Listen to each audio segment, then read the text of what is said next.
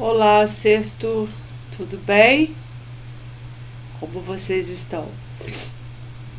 A gente está retornando depois de uma pausa aí no conteúdo, né?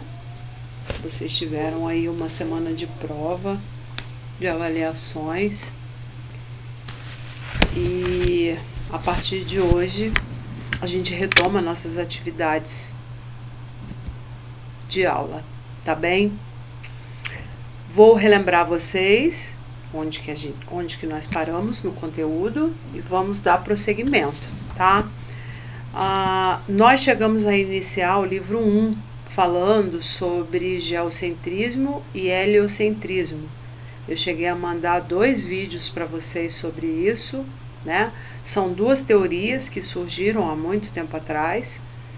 A teoria do geocentrismo foi uma teoria em que acreditava-se que a Terra era o centro do sistema solar e que todos os planetas orbitavam em torno dela. Muito tempo depois se descobriu que não era bem assim, né? E aí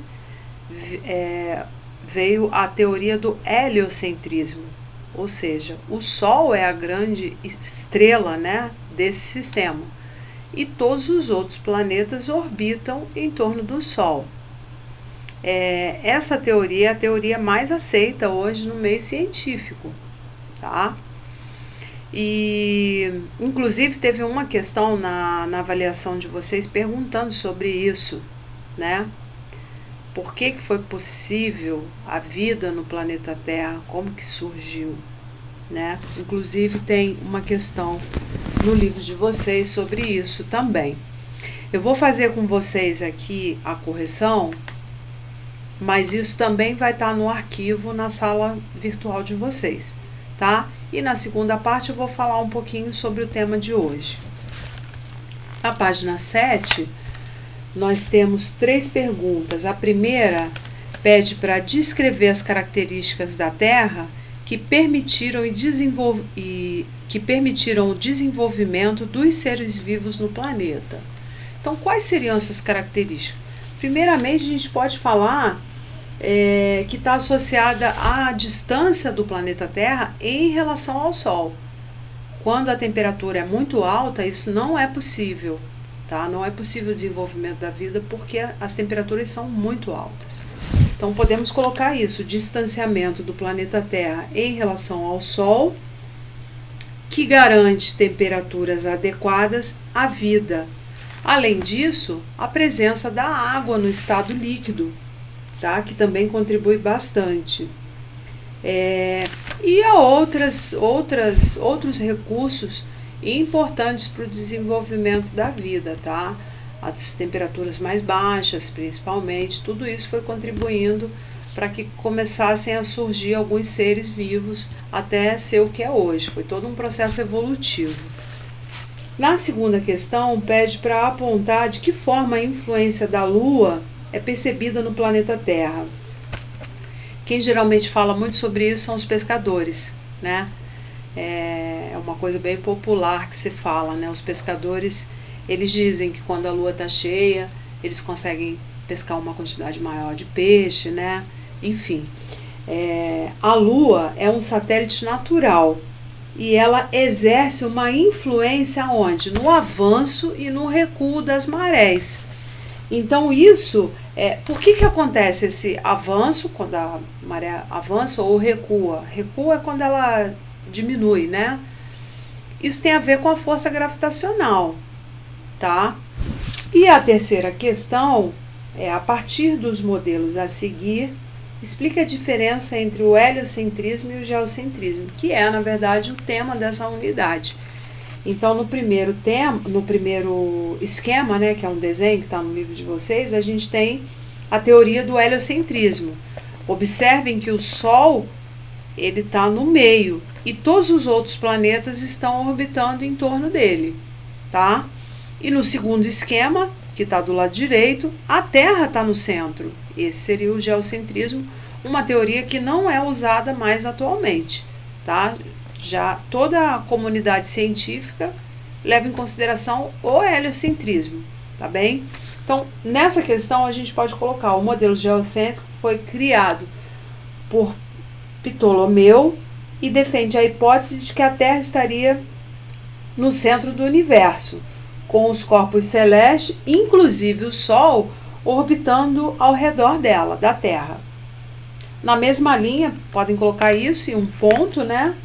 E na mesma linha vocês podem colocar o modelo heliocêntrico elaborado por Copérnico, baseia-se na hipótese de que o Sol é o centro do sistema solar e todos os planetas, inclusive a Terra, giram em torno do Sol.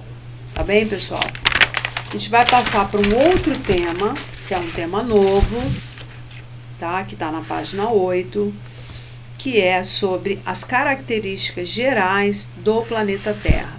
A partir de agora, a gente vai estudar algumas coisas que são muito importantes para compreender essa diferença de dia e noite, de clima em diferentes regiões.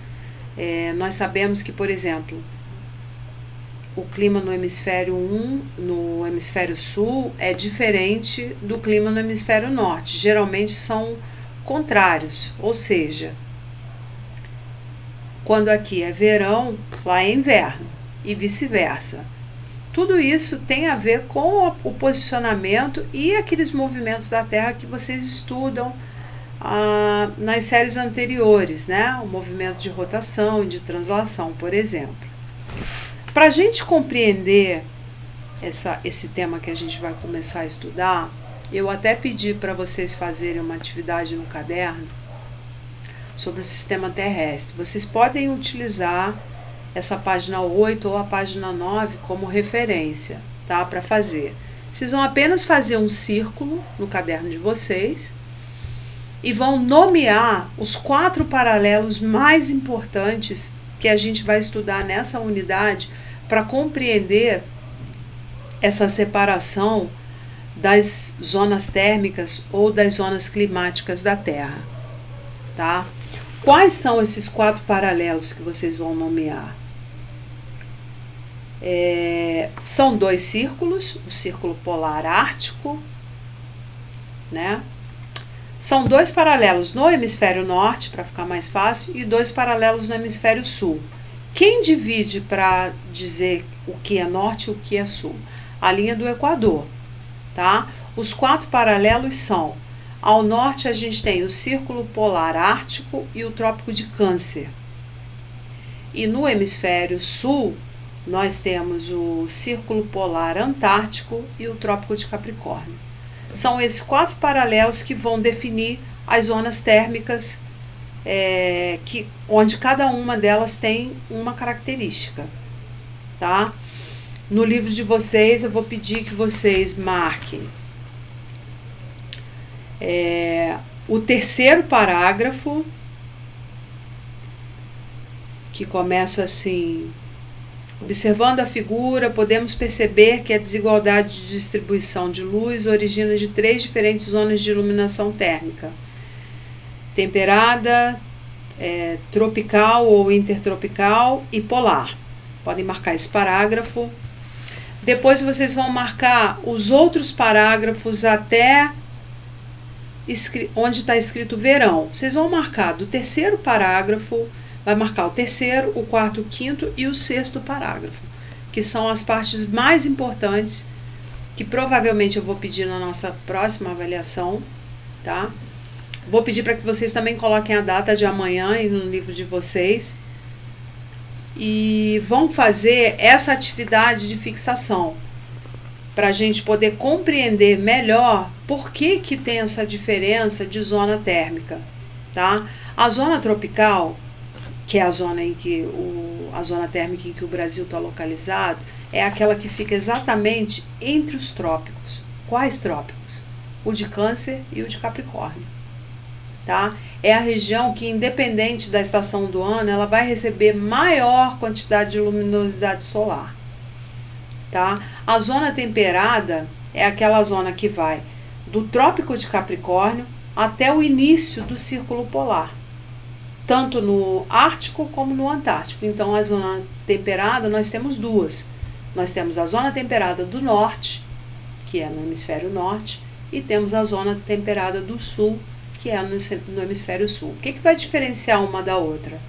A localização do trópico. Por isso que eu estou pedindo para vocês fazerem essa atividade de fixação no caderno de vocês. Vocês vão fazer um círculo, pode ser com compasso, se não for um círculo muito redondinho, não tem problema, ele pode ser irregular, tá? O mais importante é vocês nomearem esses 4 paralelos que eu estou falando. Eu vou dar uma dica, tá? Eu disse para vocês quais são esses 4 paralelos, tá? E ele está inclusive no arquivo de vocês. Façam a linha do Equador, que ela é que vai nortear o trabalhinho de vocês. Façam a linha de Equador no meio, dali vocês sabem o que é hemisfério norte e o que é hemisfério sul. E depois é só nomear essas linhas. A do círculo, dos círculos, né? O Ártico e o Antártico, vocês podem fazer ela tracejada, pontilhada, tá? E nomeia, não esqueçam de nomear. Vou pedir para vocês marcarem o que eu falei, né? Esses parágrafos que eu falei, que está falando das características de cada zona térmica, qual que recebe mais sol, qual que é mais fria, né? Existe uma explicação coerente por que a zona polar tem a existência de gelo. Outra coisa que a gente tem que levar em consideração para entender essa questão da zona térmica, o Sol, pessoal, ele está mais ou menos na direção do Equador, tá? Então é por isso que a zona tropical e intertropical é a que recebe maior calor. Podem reparar que no livro de vocês ela está marcada, ela está pintada de amarelo.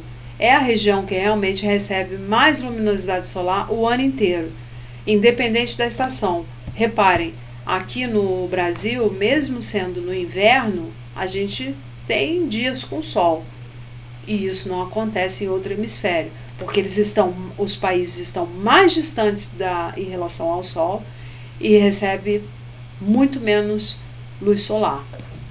Inclusive, não sei se vocês sabem, mas nas regiões polares tem uma época em que fica só a noite, não tem dia, que seria a época do inverno deles, por conta do eixo de inclinação da Terra. Eles não recebem nenhum tipo de luminosidade solar.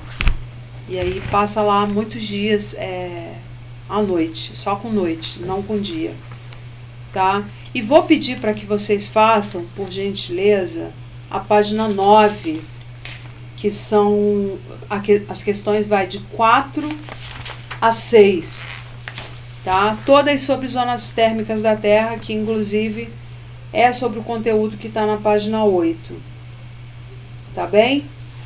E não deixem de fazer a atividade de fixação lá no caderno, porque isso a gente vai estudar em outras unidades a partir de agora, quando a gente for ver os movimentos de rotação e translação, que vocês já aprenderam um pouquinho, mas a gente vai rever. Vamos ver também fuso horário, que é também importante compreender esse sistema terrestre que eu estou pedindo para vocês fazerem, tá bem? Então fiquem bem, um bom retorno para vocês, não deixem a rotina de estudo, se mantenham firmes, tá? Um beijão, tchau, tchau, boa aula.